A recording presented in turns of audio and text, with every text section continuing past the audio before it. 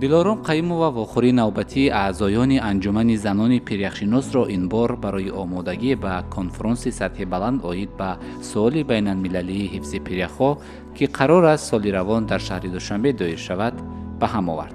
موضوع اساسی این نشست زنان پیرکشناس آمادگی جدی به کنفرانس و معرفی دستاوردها و موفقیت‌های علمی به دست آوردهشان بود.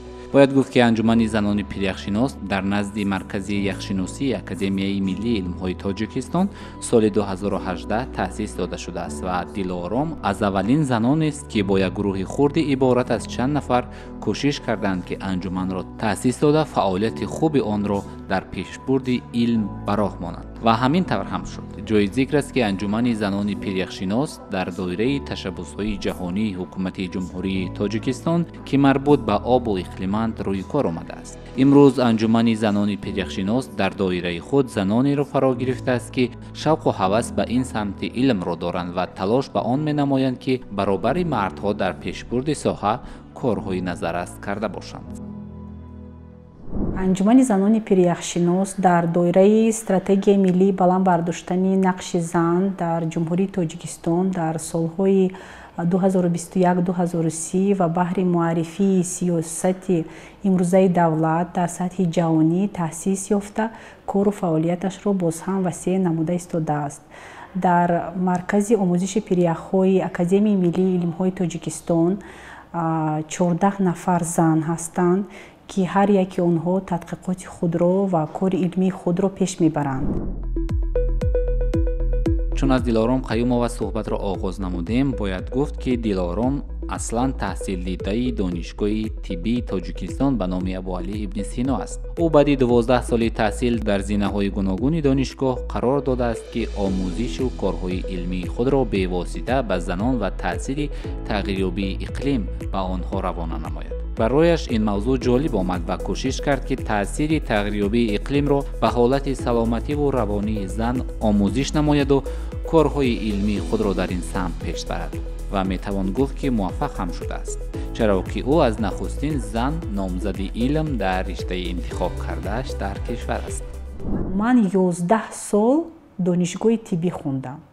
بعد از تمام کردن دانشگاه طبی 11 سال من با دیپلم سرخ تمام کردم و کار علمی من یکمین کار علمی من که من آموختم چی طور تغییریابی اقلیم به زنان تاثیر میرساند.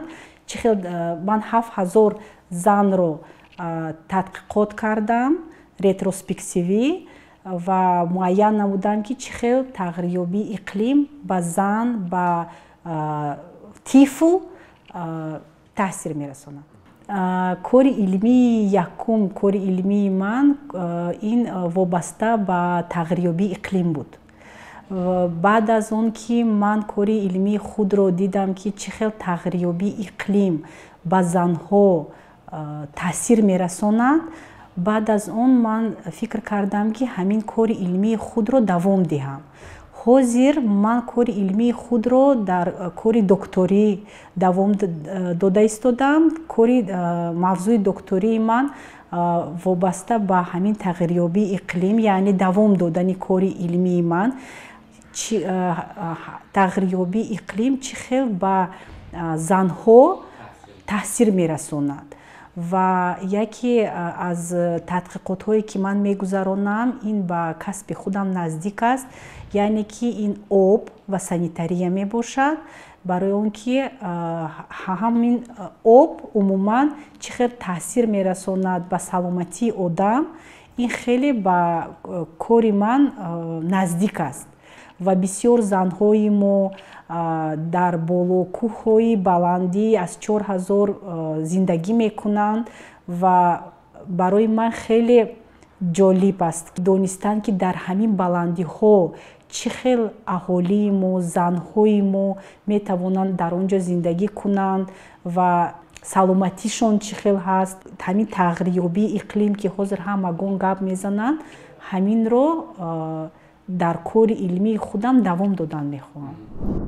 دلارام با گروه زنانی انجمن هر بار میکوشند که قلعه‌های برفپوش و یخینی کشور را فتح سازند. آنها را آموزند، تحلیل کنند و موادهای خوب علمی را روی کار آورند. او بارها در اکسپدیسیه‌های علمی اشتراک نموده است. به اندیشه او زن اگر جنسی لطیف است، ولی زنان تاجیک قدرت و غیرت و توانایی خیلی بزرگ دارند که آنها می توانند با قله‌های بلندی بیش از 4000 متر برآمده آزادانه کارهای علمی خیش را گذرانند. هر یک برآمدی ما در بلندی 4000 متر این یک مشکلات می بیارد که ما این را بین 2-3 روز مطابق می شویم. بعد از 2-3 روز با دیگر بلندی معین می برایم و هر یک بلندی که ما می برایم حالتی خود رو می بینیم. اگر حالتی ما بد شود ما با دیگر بلندی نمی برایم، دوام نمی تیم کار اکسپدیسیونی خود رو. در دایره مقصد رشد استوار ما آب تازه و سانیتاریا می آموزیم، کار علمی خود رو پیش می بریم و در بلندی 3000 تا 5000 ما اسدکامیرها رو ثبت کرده ایم که هر ماه با ما آب‌های بارشات‌های برف باران رو می بیارند و هر هفته ما دریاها رو از دریاها آب رو جمع آورده در آزمایشگاه تشخیص می گذارونیم. ما کارهای علمی رو هماهنگ با اکسپرت‌های علمی بین المللی از شویتساریا پیریخ‌ها رو می آموزیم. پیریخ‌های تاجیکستان رو وقتی که ما همراه می آموزیم، یکی از کاری تحقیقاتی که یک گروه کاری علمای شویتساریا گذرانده بودند این بوریش پیریخ بود که بعد از بوریش پیریخ ما 26 قبط برف رو در آزمایشگاه صفت آب ایزوتوپ‌ها و سانیتاریا تشخیص گذرانده بودیم و این سال یک مقصد علمی دیگر رو در نظر گرفتیم که این سال قریب 100 متر برف رو بوریش کرده تحقیقات رو دوام می‌دهیم.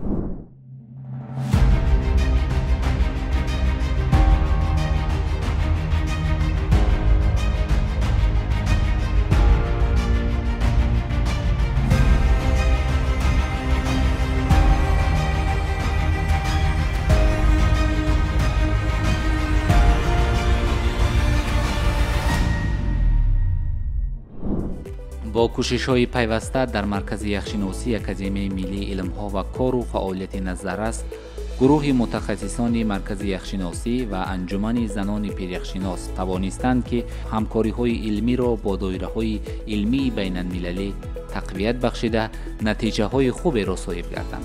امروز دلارام در آزمایشگاه آب ایزوتوپ و سانیتاری مرکز یخشناسی با یگانه دستگاه آزمایشی در حدود جمهوری و حتی در آسیای میانه تحلیل‌های علمی می‌گذراند.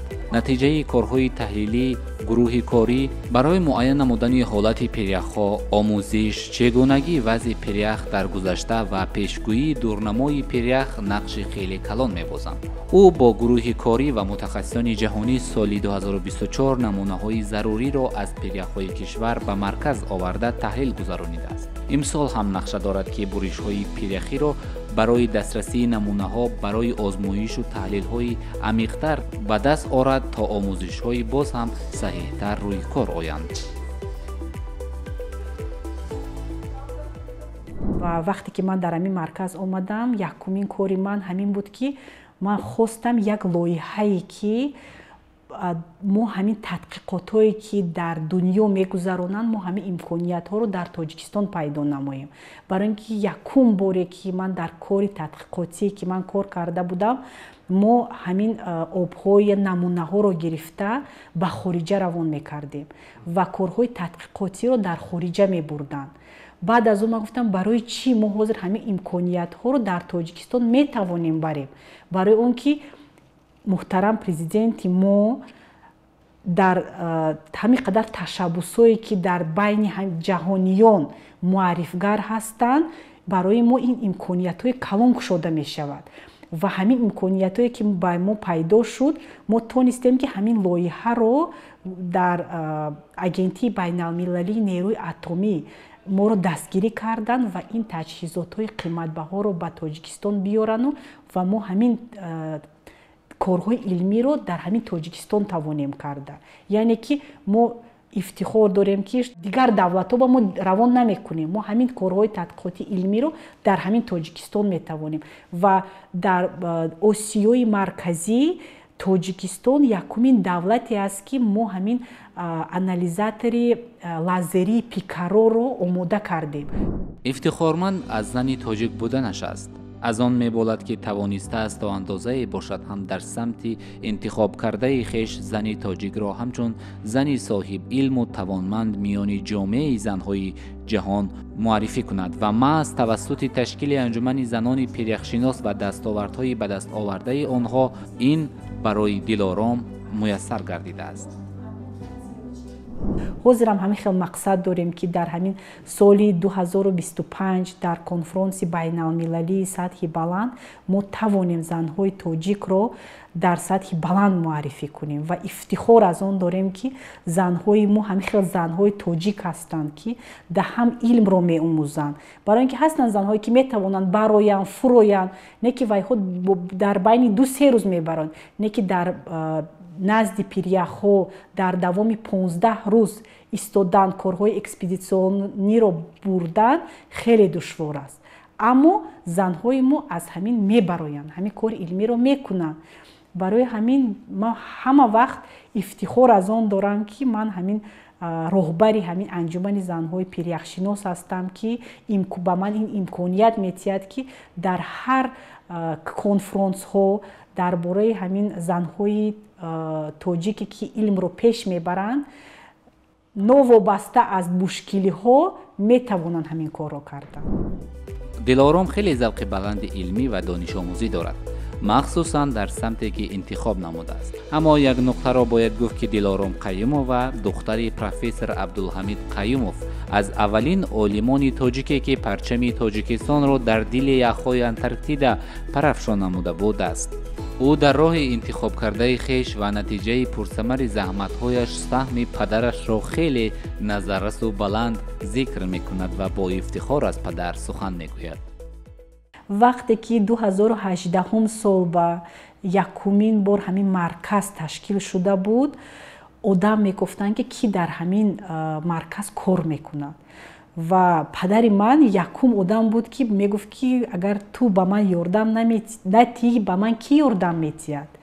биё дар бари ман бош, дар пеши ман бош, барои ин ки ман бисёр корҳои илмии тадқиқотие ки ман мебурдам ба тағйирёбии иқлим наздик буд. барои ҳамон падари ман гуфтанд ки ҳамин ту дар ҳамин корҳои илмие ки дорӣ, ҳамин қадар дастовардҳое ки ту дорӣ, ба маркази пиряхшиносии мо ҳамин ёрдам мешавад. Дилором барои падар давоми роҳ дар самти илм ва тадқиқот аст ва ин мояи шукргузории падар гардидааст. ӯро доим дар паҳлӯям мебинам. як тарафи мушкилиамро пайваста мегирад. ҳамеша дар ҷустуҷӯи илм аст. навгонӣ меҷӯяд. доиман чизеро мепурсад ва кӯшиш мекунад ки аз ӯ бифахрам. ва ҳамин тавр ҳам ҳаст. ман аз ӯ на танҳо мефахрам, балки бо дили пур ва сари баланд метавонам гуфт ки ӯ як бозуи боқуввату такягоҳи хеле қавитани ман дар роҳи илму омӯзишу тадқиқот аст, мегӯяд профессор Абдулҳамид Қаюмов. ҳангоми ки марказ ташкил шуд, ман шахс ягон нафарам одами кормекардагиам набуд ва ҷалб кардан ба як сохторе ки ягон маълумот нест, ягон чи нест, бисёр мушкил буд. барои ҳаминам аз ҳама одами наздиктарин ки буд ин Дилором буд ва ман ба муроҷиат кардам ки агар ту ки маро дар ин вақт ёрдам накунӣ, бо кадом вақт ёрдам мекунӣ? барои ин ки он забони олмонӣ, забони русӣ ва забони англисӣ озод гап мезанад ва барои нависани проҷектҳо ва ҳамаи ҳуҷҷатҳоро тайёр кардан як барои ҳаминам бе Дилором ман ҳамчун бедасту по будам. ман мефахрам ки гапи маро гирифт ва ба ҳамин тағйири ихтисос кард ва ба як кори хеле ҳам мушкил ки уман на ҳар як мард ба ин кор сару кор дорад даст зад ва ҳамроҳи ман дар баландиҳои то 3, 4 то 5 ҳазор метр мебарад ва тадқиқотҳои илмӣ ва аз ҳама хушбахтари худмон дар он ҳис мекунам ки як методология методи нави инноватсиониро дар ҷумҳурӣ пеш кард ва проекте ки он пешниҳод кард МАГАТЭ онро эътироф кард дастгоҳи изотопӣ оварда дар насб кардан ки ин имконият медиҳад мо пиряхҳоро аз нуқтаи назари изотопӣ яъне ки соли онҳоро тарзи обшавии онҳоро ҳолати воқеи онҳоро муайян кунем. Ин албатта ин як дастоварди ки дар сатҳи ҷаҳонӣ аст ва имсол ба системаи мониторинги пиряхҳо дохил шудам ба ин проект дорам ва барои ҳамин як албатта фахр аст. Бо дипломи сурх тамом кард донишгоҳи тиббиро, лекин дар вақти зарурӣ ки ин супориши ҷаноби олӣ буд, супориши сардори давлат буд, он бояд иҷро мешуд ва ба ин гӯш карда омада ба ҳамин тағйири ихтисос карда омада ба ҳамин сару кор кард ки ман аз он хеле ҳам миннатдор ҳастам ки дар вақти бисёр қиин дастгирӣ кардам. аз ин зиёд ба як нафар бахусус як зан чӣ беҳтару авлотар барои хушбахтиаш буда метавонад ки падар аз ӯ мардонавор бифахрад ва бешак ин саодати бузургест барои ҳар як нафар фарзанд ки ӯ мояи ифтихори хонаводаву ҷомеа бошад ва 100% ки Дилором Қаимова аз зумраи ҳамин нафаронест ки мояи ифтихори падар ва ҷомеа гардидааст.